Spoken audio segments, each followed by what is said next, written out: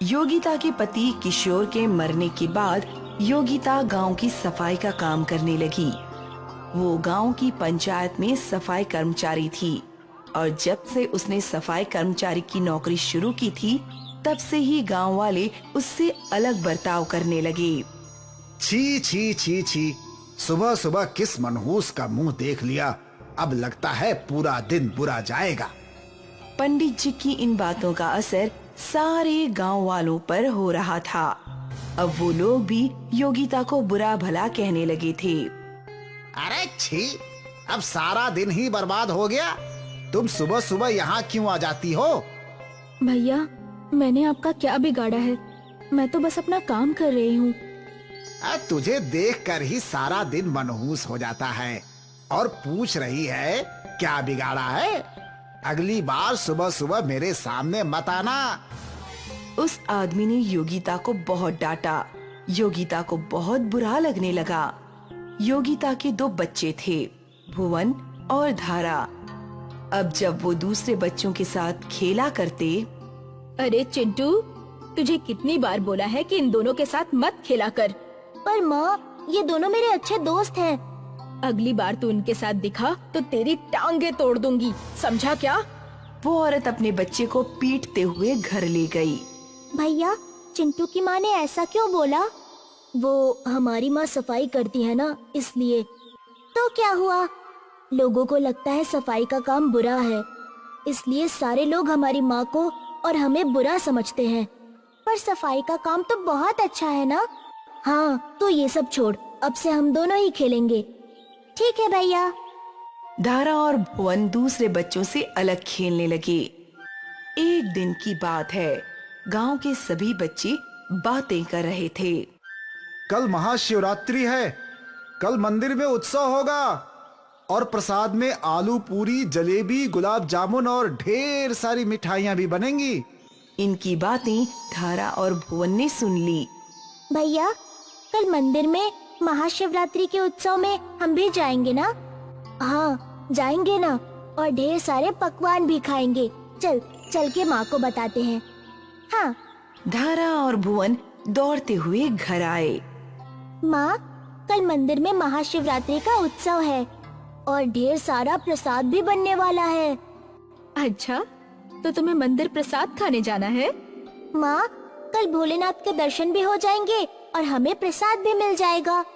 ठीक है, तो कल हम महाशिवरात्रि के उत्सव में जरूर जाएंगे। बच्चे प्रसाद का सोच के बहुत खुश थे। अगली सुबह योगिता ने अपना सफाई का काम जल्दी जल्दी खत्म कर दिया और फिर घर आकर तैयार हो गई। माँ, जल्दी चलो ना। हाँ माँ। आई बेटा, भोलेनाथ के लिए थोड़ा जल तो ले लो। माँ, सब लोग तो आज दूध ले जा रहे हैं, हम सिर्फ जल क्यों ले जा रहे हैं? वो इसलिए कि भोलेनाथ बहुत ही भोले हैं। वो भक्त की भक्ति देखते हैं, ना कि उसका चढ़ावा। भोलेनाथ के पास सब कुछ है, उन्हें दूध का लालच नहीं है बेटा। अब समझी। चलिए। जैसे ही ये तीनों मंदिर के द्वार पर पहुँचे, पंडित ने इन्हें देख लिया। अरे रे रे रे रे रे, कहाँ घुस रहे हो अंदर?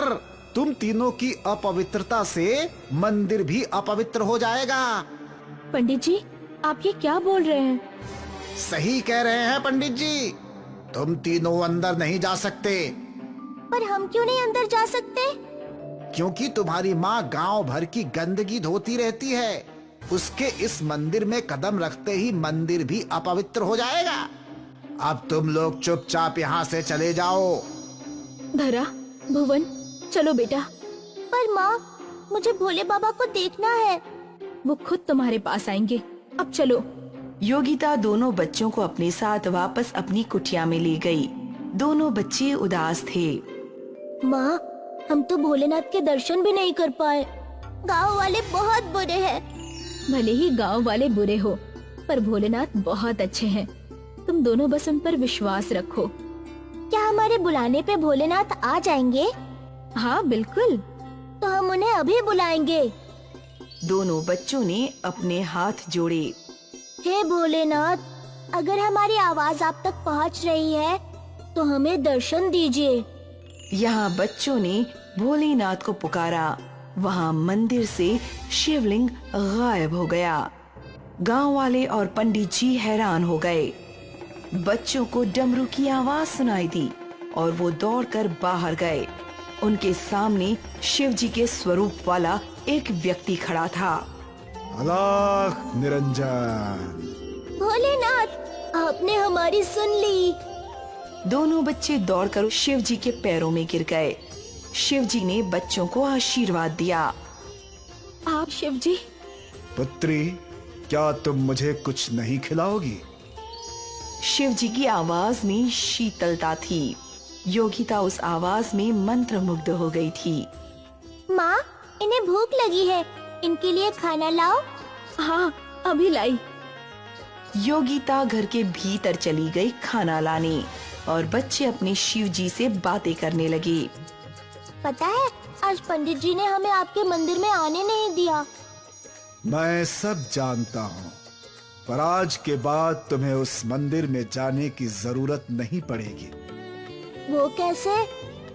समय आने पर तुम्हें सब पता चल जाएगा बच्चों। योगिता भोजन लेकर लौटी। योगिता ने शिव जी के हाथ धुलवाए। क्या बात है पुत्री, बहुत आश्चर्य में देख रही हो। समझ नहीं आ रहा है ये सच है या सपना। आप मेरे भोलेनाथ हो या उनके रूप में कोई और। ये उलझन तो केवल तुम ही सुलझा सकती हो। योगिता ने शिव जी के सामने खाने की थाली रख दी और शिव जी बड़े चाव से योगिता का भोजन ग्रहण करने लगे। योगिता बस एकटक अपने शिव जी को देखते जा रही थी। जब उनका भोजन हो गया। पुत्री, भोजन बहुत स्वादिष्ट था और उससे भी अच्छा तुम्हारे परिवार का मुझ पर विश्वास है। मैं तुम्हारे सारे कष्टों का निवारण कर दूंगा। योगिता और बच्चों ने शिव जी के सामने हाथ जोड़े और शिव जी शिवलिंग में बदल गए। जब योगिता ने ये चमत्कार देखा तो उसके आंसू बहने लगे। जय भोलेनाथ। जय जय भोलेनाथ। ओम नमः शिवाय।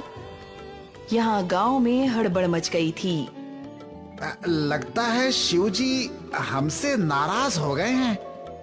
हमें उन्हें मनाना होगा, लेकिन कैसे? मुझे लगता है सुबह तुम लोगों ने योगिता और उसके बच्चों को भगाया था, इसीलिए शिव जी हमसे नाराज हो गए। हमें उनसे माफी मांगनी चाहिए। भला मंदिर में कैसा भेदभाव। पंडित जी को अपनी गलती समझ आई। चलिए हम सब अपनी गलती सुधारते हैं और अपने शिव को मनाते हैं। गांव वाले जब योगिता के घर के बाहर पहुंचे तो वहां शिवलिंग देखकर दंग रह गए। योगिता के आंसू देखकर पंडित जी ने पूछा, बहन, ये शिवलिंग यहाँ कैसे आया? योगिता ने उन्हें शिव जी के खुद आने का सारा किस्सा बताया। वो खुद आए, मेरे घर का भोजन खाया और मुझे और मेरे बच्चों को आशीर्वाद देकर शिवलिंग में बदल गए। ये सुनकर पंडित जी रो पड़े और योगिता के पैर पकड़कर माफी मांगने लगे।